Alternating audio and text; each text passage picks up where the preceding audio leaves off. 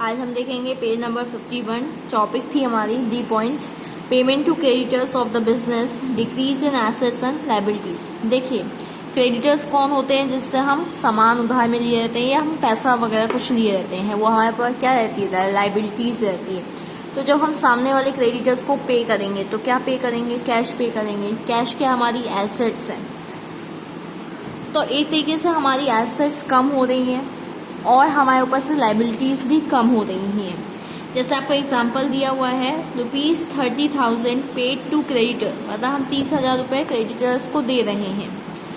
Solution: The effect of the above transaction will be that there will be decrease in the liabilities in the form of creditors. यहाँ पे एक तरीके से हमारी liabilities कम हो रही है, हमारे क्रेडिटर्स कम हो रहे हैं। And in the asset side cash will decrease, क्योंकि हम सामने वाले को कैसे पेमेंट करेंगे? कैश में करेंगे। और कैश क्या होती है? हमारी एसेट्स होती हैं। तो कैश क्या हो रही है? हमारी कम हो रही हैं। The revised accounting equation due to the above transaction will be as follows. तो हम एक काम कर हमने कल यहाँ तक देखा था कि हमने बिजनेस में कैश लगाया था, स्टॉक खरीदा था और प्लांट भी खरीदा था। तो देखिए, अभी हमारे पास जो पहले की लाइबिलिटीज़ थी 50,000, अब हम सामने वाले को पेमेंट कर रहे हैं 30,000। तो 50,000 में से 30,000 माइनस कर देंगे तो ये आपका 20,000 हो जाएगा। और कैश हमारे पास पहले कितनी थी? 80,000। लेकिन अभी हम सामने वाले को पेमेंट कर रहे हैं 30,000, तो हमारी कैश का बैलेंस कम हो जाएगा, ये हो जाएगा 50,000। अब बैलेंस शीट में हमारे क्रेडिटर्स कम हो जाएंगे और हमारा कैश भी कम हो जाएगा। और देखिए, दोनों साइड का बैलेंस इक्वल आ रहा है। अब नेक्स्ट स्टेटमेंट दिया हुआ है, withdrawal of money for personal use by the proprietor from the business. देखिए, पर्सनल यूज, मालिक अपने पर्सनल यूज के लिए लेके जा रहा है तो उसे हम ड्राइंग बोलते हैं। तो देखिए, सामान क्या हो रहा है? बिजनेस में से एसेट्स कम हो रही हैं और एक तरीके से मालिक बिजनेस में से कुछ लेके जा रहा है, तो कैपिटल भी हमारी कम होगी। 10,000 withdrawn by the proprietor for personal use, मतलब बोला जाए 10,000 रुपये मालिक ने पर्सनल यूज के लिए निकाले हैं। The effect of the above transaction will be that there will be reduction in the assets in the form of cash. Cash हमारी कम हो रही है, एसेट्स कम हो रही हैं। And there will be reduction in capital. Capital भी कम होगी invested by the owner by 10,000. The revised accounting equation due to the above transaction will be as follows. Next page में आते हैं, पेज नंबर 52। देखिए, old equation हमारी ये थी, नई इक्वेशन क्या होगी? हम कैश बिजनेस से निकाल रहे हैं पर्सनल यूज़ के लिए, तो कैश कम हो रहा है और हमारी कैपिटल भी कम हो रही है 10,000 से। इसका बैलेंस शीट में भी वही इफेक्ट आएगा, कैश हमारी कम होगी और हमारी कैपिटल कम होगी। पहले यहाँ पे कितना था? 1,20,000, अब यहाँ पे हो गया है 1,10,000। फिर दिया है change in form of creditors, increase and decrease in liabilities. अब देखिए, इसमें बोला जा रहा है bills of exchange accepted by creditors for their payment of ₹5,000। अब यहाँ पे हम क्रेडिटर्स को बिल्स ऑफ एक्सचेंज दे रहे हैं। The creditor has accepted bills of exchange for 5,000 for their payment, there will be decrease in creditor by 5,000। इससे क्या होगा? बिल ऑफ एक्सचेंज, मतलब उसने बिल रिसीव कर लिया, मतलब बिल लेने के लिए वो तैयार है, तो हमारे क्या हो रहा है? क्रेडिटर्स कम हो रहे हैं। On the other hand, there will be increase in the liability in the forms of bills payable, और हमारे पास एक तरीके से bills payable की liability increase हो रही है। One liability will increase, another liability will decrease। एक तरीके से एक liabilities कम हो रही है तो दूसरी liabilities increase हो रही है। तो देखिए, इसको हमने क्या किया है, क्रेडिटर्स तो हमारे कम हो रहे हैं, लेकिन एक और हमारे पास liability increase हो गई bills payable नाम की। बैलेंस शीट में बिल्स पेबल आ जाएगा और हमारे क्रेडिटर्स कम हो जाएंगे। अब दिया हुआ है cash purchase of goods. Cash purchase का मतलब होता है हम सामान खरीद रहे हैं, गुड्स खरीद रहे हैं पैसा देके। तो गुड्स क्या है? हमारी एसेट्स हैं, एक तरीके से हमारी एक एसेट्स बढ़ रही है। और कैश क्या है? हमारी एसेट्स हैं वो भी, तो वो क्या हो रहा है? कम हो रहा है। एक एसेट बढ़ रही है और एक एसेट कम हो रही है। गुड्स परचेज फॉर कैश ₹5,000, तो होगा they will be increase in stock. Stock, goods को स्टॉक भी कहते हैं, by 5,000 in asset side and decrease in cash by 5,000। Next page में आते हैं, हमें पहले की इक्वेशन दे रखी है। अब देखिए, स्टॉक बढ़ रहा है 5,000 से और कैश हम उसका दे रहे थे तो कैश कम हो रहा है। ये इसकी बैलेंस शीट दी हुई है।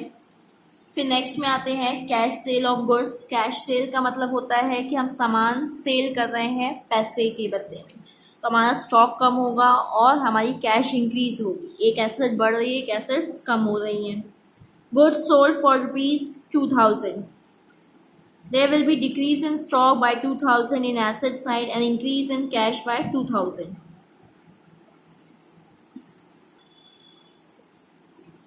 देखिए हमारा स्टॉक कम हो रहा है, सामान जा रहा है और कैश आ रहा है।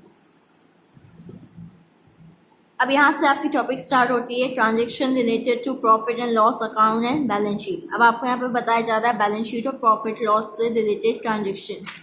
Here those transactions will be taken into consideration which are related to expense and income। यहाँ पे आप expenses और income को देखेंगे, खर्चे और income को, which are shown in the profit and loss account while preparing financial statement। income और expense को हम कहाँ शो करते हैं? profit and loss में शो करते हैं, तो इसमें वही बताया गया है। नेक्स्ट पेज में आते हैं, page number 54, transaction related to expenses. In order to run business smoothly, certain revenue expenditures are incurred every day। मतलब बोला जा रहा है कि बिजनेस को चलाने के लिए हमें कुछ खर्चे करने पड़ते हैं, जैसे सैलरी देनी पड़ती है, rent, postage and stationery, insurance, wages and repairs, मतलब कुछ हमें रिपेयरिंग वगैरह करवानी पड़ती है। These expenses are incurred in cash. और ये सब खर्चों को हम कैसे पे करते हैं? कैश में पे करते हैं। The income of business is reduce by these expenses. जो हमारी इनकम होती है बिजनेस में, जो पैसा आता है वो क्या हो जाता है? कम हो जाता है, क्योंकि हमें इन खर्चों का पेमेंट करना पड़ता है। Hence they reduction in the capital. इससे क्या होती है? हमारी पूंजी भी खत्म होती जा रही है, मालिक जो पैसा लाया वो भी खत्म होता जा रहा है, which is employed by the owner. Capital कौन लाता है? मालिक लेके आता है। And as these expenses are incurred in cash. और ये जो एक्सपेंसेस होता है इसको हम कैसे पे करते हैं? कैश में पे करते हैं। Hence they will be decrease in cash in asset side. तो इससे क्या होगा? हमारी कैश कम होगी एसेट साइड की। Transaction related to income. The business earn its income through its operational activities. Business में पैसे कहाँ से आते हैं? मनी कैसे अर्न करते हैं? जो एक्टिविटी हम करते हैं उसी से हमको इनकम होती है। This income is receive from various sources, जैसे रेंट हो गया, रेंट का पैसा हमें मिल रहा है, कमीशन, इंटरेस्ट, डिस्काउंट, डिविडेंड, मतलब हमारी कोई ज़मीन थी या कोई घर है उसको हमने किराए पे दे रखा है तो उस चीज़ का पैसा आ रहा है। बैंक में हमने मनी डिपॉजिट कर रखा है तो उस पर हमें इंटरेस्ट मिल रहा है। हम सामने वैसे सामान खरीद के लाए तो वो हमें कम में दे दिया, मतलब डिस्काउंट दे दिया हमें। As this income is received in cash. तो ये हमें किसके तौर पे मिलती है? कैश में। Hence they will be increase in cash balance. तो इससे क्या होता है? हमारा कैश इंक्रीज हो जाता है। And on the other hand due to increase in income it will be added to the capital. और ये हमारी पूंजी को भी बढ़ा रहा है, कैपिटल को भी इंक्रीज कर रहा है, which result in increase in capital. तो इससे क्या होता है? हमारी कैपिटल इंक्रीज हो जाती है। अब आपको दिया हुआ है transactions, other transactions. Transaction related to outstanding expenses. देखिए आउटस्टैंडिंग एक्सपेंसेस का मतलब ये होता है कि आपको किसी सामने वाले को सैलरी देनी थी, सपोज करिए अभी अगस्त चल रहा है, हमें जुलाई की देनी थी, हमने उसकी जुलाई की सैलरी अभी तक नहीं दी है, आउटस्टैंडिंग है। आउटस्टैंडिंग मतलब अभी तक उसको देना बाकी है, हमने मतलब खर्चा था लेकिन अभी तक उसको पे नहीं किया है। Outstanding expenses are those expenses which are related to current financial year but they are outstanding for the payment till the end of the financial year. मतलब वो खर्चा उसी फाइनेंशियल ईयर का था, उसी साल का था, लेकिन अभी तक हमने उसको पे नहीं किया है। लास्ट आ गया है, लास्ट एंडिंग आ गई है, लेकिन अभी तक पे नहीं किया है। That is they are not yet to be paid. As outstanding are related to the current year and they have not been yet paid, hence there will be decrease in capital and increase in liability। तो देखिए outstanding expenses, इससे क्या होगा? हमारे ऊपर liabilities, मतलब हमारे पास burden है सामने वाले को पैसा देने का, और उस साल का खर्चा था तो हमारी क्या होगी? कैपिटल कम होगी। अब आता है transaction related to prepaid expenses. Prepaid का मतलब क्या होता है कि हमने सामने वाले को पहले ही दे दिया है, मतलब सितंबर मंथ आया नहीं है, हमने सितंबर मंथ की भी सैलरी दे दी है या रेंट पे कर दिया है। Prepaid expenses are those which have been paid in advance, मतलब उसको हम पहले एडवांस में ही पे कर देते हैं, but their benefit have not been received in current in financial year, लेकिन उसका बेनिफिट अभी तो हमने लिया नहीं है। हमने रेंट सितंबर का दे दिया, लेकिन अभी तक हमने वहाँ पे रहा तो नहीं है। As these expenses have already been paid hence they will be decrease in cash. तो मतलब हमने पहले ही पे कर दिया, तो पे किस में करेंगे, कैश में करेंगे। तो एक तरीके से हमारी क्या हो रही है, कैश कम हो रही है। The expenses which are paid in current financial year but related to next year will be treated as an asset. और हमने खर्चा पहले दे दिया है, तो वो चीज़ क्या बन जाएगी, हमारी एसेट बन जाएगी। मतलब हम सितंबर में वहाँ रह सकते हैं। अब आता है transaction related to accrued income. Accrued का मतलब होता है कि हमने कहीं काम कर लिया है और उस चीज़ का पैसा हमें मिलना था, जुलाई का मिलना था और अभी हमें मिला नहीं है, इसमें हमें देना रहता है। एक्सपेंस का मतलब होता है सामने वाले को पे करना, और इनकम मतलब हमें मिलने वाली थी। These are incomes which have become due but not receive. Due मतलब हमने उस चीज़ का काम कर दिया, लेकिन अभी तक हमें उस चीज़ का पैसा नहीं मिला है। As the income has already earn and hence the capital will increase. तो हमने काम कर दिया है, तो हमें उस चीज़ का पैसा मिलना था, हमारी कैपिटल इंक्रीज हो गई है। But also will also increase the assets. और हमारे इस तरीके से क्या, ये कि हमारी एसेट्स है, मतलब कभी ना कभी तो हमें पैसा उस चीज़ का मिलेगा। Transaction related to unaccrued income. Unaccrued का मतलब होता है कि हमें पहले से ही मिल गया है, हमने उस चीज़ का भी काम नहीं किया है, उस चीज़ का पैसा हमें पहले मिल गया है। तो अब हम देखिए काम नहीं किया है, तो हमारे ऊपर एक तरीके से बर्डन है, मतलब लाइबिलिटी हमारी बढ़ रही है, और हमें मिल चुका है, मतलब कैश मिल चुकी है, तो एसेट साइड इंक्रीज होगा। These are income which have been receive but are not yet due. मतलब मिल चुकी है, लेकिन अभी उसका हमने काम नहीं किया है। As the income has been received, the cash balance will increase, and on the other hand, income being received and advance becomes a liability। मतलब हमें पहले मिल गई है, तो हमारे ऊपर उस चीज़ का क्या बर्डन है, हमारे ऊपर लाइबिलिटी है। अब आपको दिया हुआ है depreciation on assets. Depreciation is the diminishing in the value of asset. Depreciation का मतलब क्या होता है, एक तरीके से हमारी एसेट्स की वैल्यू कम हो रही है due to its wear use and wear and tear. क्यों किसी चीज़ की वैल्यू कम होती है, क्योंकि हमने उसको बहुत बार यूज़ कर लिया है, या वो ख़राब होने लगा है, या आउटडेटेड हो गया है। Hence it will reduce the value of asset. तो उससे क्या होता है, उस एसेट्स की वैल्यू कम हो जाती है। And on the other hand will reduce the capital considering as an expense. और हमारी पूंजी भी कम होती चली जाती है। Interest on capital. Interest on capital का मतलब होता है जो मालिक पैसा लगाता है, तो उस पर हमें उसको इंटरेस्ट देना पड़ता है। Interest on capital is treated as an expense for the business. एक तरीके से बिजनेस का क्या होता है, खर्चा होता है, क्योंकि बिजनेस से क्या होता है, पैसा जा रहा है as an interest. And income for the owner. और मालिक के लिए क्या होती है, वो इनकम होती है, मालिक को मिल रही है।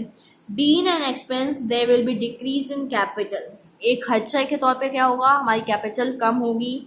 Being an income for the owner it will be added in capital। और मालिक के लिए क्या है, वो इनकम है, तो वो कैपिटल में क्या होगी, इंक्रीज। मतलब कैपिटल में ही डिक्रीज होगी और कैपिटल में ही इंक्रीज होगी।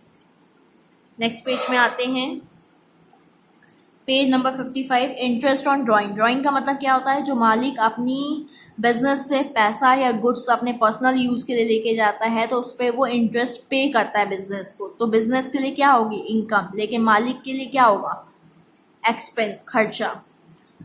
तो बिजनेस वो कैपिटल में ही इंक्रीज होगी, कैपिटल में ही डिक्रीज होगी। The capital withdrawn by the proprietor for personal use is treated as drawing. Interest on drawing is an income for the business. इसमें यही बताया गया है कि बिजनेस के लिए इनकम होती है, and hence added to the capital and being a liability for the owner will be reduced from capital.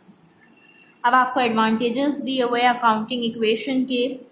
Accounting equation shows the owner equity, outsiders equity and assets of the firm। Accounting equation हमें क्या बताती है कि मालिक के पास कितनी equity, मतलब कितने सामान है, कितना पैसा है। आउटसाइडर इक्विटी, हमारे पास आउटसाइडर मतलब बाहर वाले की कितनी लाइबिलिटीज़ है, कितनी एसेट्स है फर्म की। It helps to determine any one components by the help of other accounting equation input. मतलब अगर हमें कुछ भी डिटेल्स दी गई है, तो हम कुछ भी कंपोनेंट कैलकुलेट कर सकते हैं। मतलब हम लाइबिलिटीज़ कैलकुलेट कर सकते हैं, हम एसेट्स कैलकुलेट कर सकते हैं। Accounting equation helps to reveal the success और failure of business. Accounting equation से हमें पता चल सकता है कि हमारी बिजनेस की कंडीशन कैसी है। इफ़ ओनर इक्विटी डिक्रीजेस, मतलब मालिक की कैपिटल कम हो रही है, it implies failure, and reverse case there is success. और मतलब क्या होता है, अगर कैपिटल कम होती जा रही है तो हमें नुकसान हो रहा है। अगर लेकिन इसका उल्टा केस होगा कि ओनर की कैपिटल इंक्रीज हो रही है, तो इसका मतलब क्या है कि हमें बिजनेस में सक्सेस हो रही है। Accounting equation brings the impact of each business transactions on the owners equity, liability and asset. Accounting equation का एक भी ट्रांजेक्शन का इफेक्ट हमारी एसेट्स में पड़ता है, लायबिलिटीज में पड़ता है और कैपिटल में पड़ता है। Accounting equation, if presented in detail wise, it helps to calculate various ratios such as capital to total assets, liability to total assets, current assets to fixed assets, current liability to current assets, which in turn helps a lot in taking important decision। मतलब अगर हमें एक भी information दी जाएगी तो हम दूसरी calculate कर सकते हैं और जिससे हमारा डिसीजन लेने में हमें हेल्प मिलेगा। Thank you.